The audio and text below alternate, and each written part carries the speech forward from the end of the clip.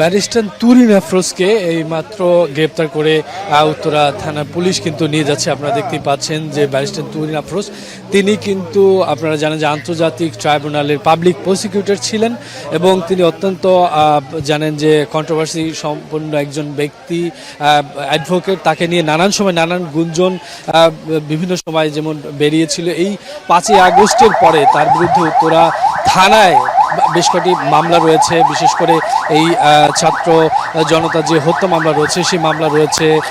তাছাড়া তার বিরুদ্ধে তার পারিবারিক বেশ কয়েকটি মামলা রয়েছে।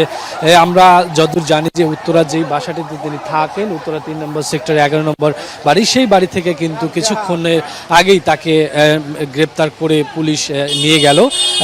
আপনারা জানেন যে আজকে রাত ঠিক 10টার পরে থেকেই তার এই তিনি যে বাড়িতে থাকতেন, মূলত এই বাড়িতে তার ভাইয়ের নামে তিনি সেখানে আসলে কবজা করেছিলেন। আমরা যতদূর জানি যে সেখানে থেকে অভিযান চালিয়ে উত্তরা থানা পুলিশ তারা অভিযান চালিয়ে তাকে গ্রেপ্তার করেন এবং গ্রেপ্তার করে এইমাত্র তাকে নিয়ে যাচ্ছেন।